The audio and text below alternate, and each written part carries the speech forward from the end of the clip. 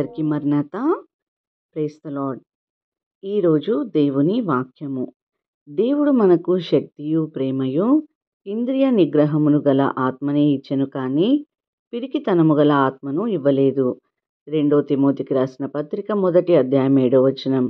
For the spirit God gave us does not make us timid, but gives us power, love and self-discipline.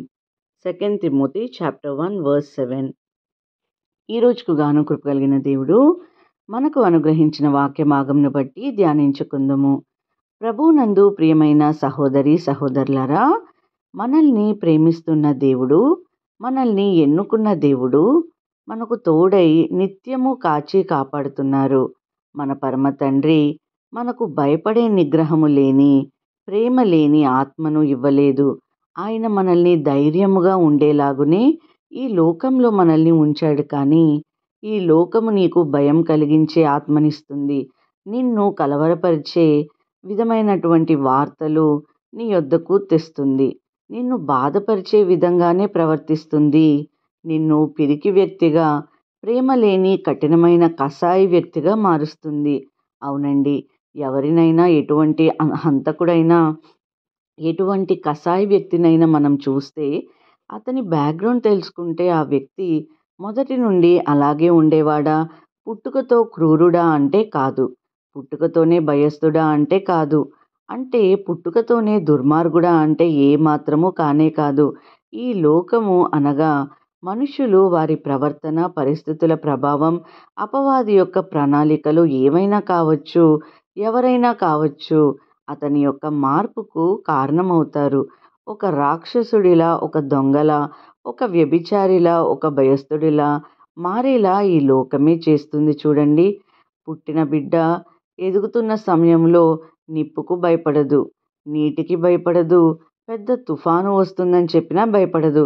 అదేవిధంగా అందరిపైన ఒకే రకమైన ప్రేమను చూపిస్తుంది.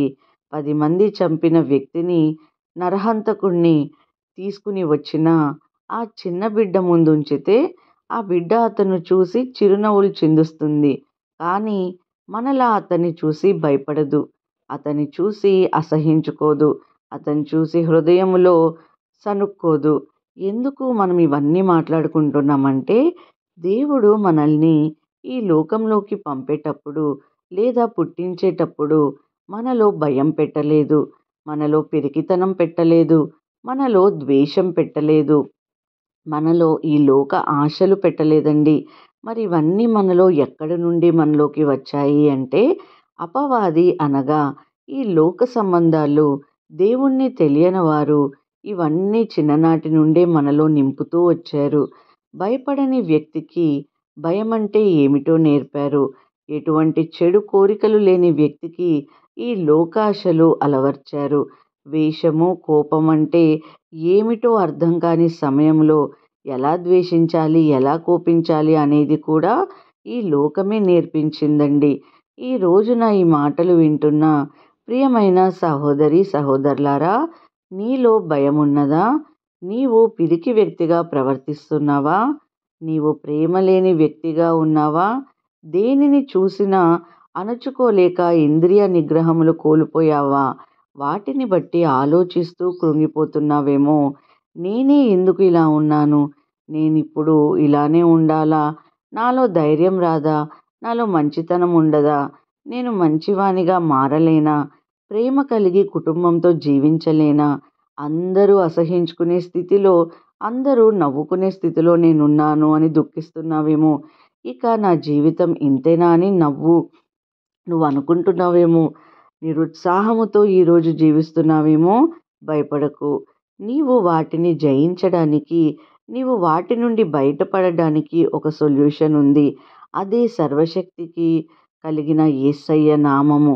ఆయన శక్తి ద్వారా నీవు పరిశుద్ధపరచబడి, ఆయనను నిజంగా నీ హృదయంలో ఉంచుకునిన ఎడల నీవు ఖచ్చితంగా నీ చెడు జీవితమును, నీ పాపపు జీవితమును వదిలి నీలో ఉన్నవాడు ఈ లోకమును జయించాడు అని. ఈ యొక్క లోకము అంటే ఈ లోక సంబంధమైన భయము, నేత్రాశ, జీవపు డంబము, శరీరిచ్ఛ ఏవైతే నిన్ను కృంగతీస్తున్నాయో ఏ బలహీనైతే నిన్ను భయపెడుతుందో, ఎటువంటి పరిస్థితులు నిన్ను కఠినముగా మార్చి, నిస్సహాయమైన వ్యక్తిగా మార్చి, నిన్ను పిరికివానిగా నలుగురిలో నవ్వుల పాలు చేశాయో, అవన్నీ కూడా యేసయ్య మార్చివేస్తాడు. వాటన్నిటినీ నా యేసయ్య నీ నుండి తీసివేయగలరు. కాబట్టి ప్రియమైన సహోదరి, సహోదరుడా, భయపడకు. నీకున్న ఆ వీక్‌నెస్ నుండి విడుదల పొందలేను అని ఆలోచించకు. శక్తి లేదని, సామర్థ్యం లేదని, ధనము లేదని, జ్ఞానము లేదని దిగులు చెందకు. దేవుణ్ణి నీవు ఆశ్రయించు. ఆయన నీకు నిబ్బరము గల, ఇంద్రియ నిగ్రహము గల ఆత్మతో నిన్ను నింపుతాడు. నిన్ను పడిపోనివ్వడు. నిన్ను కృంగిపోనివ్వడు.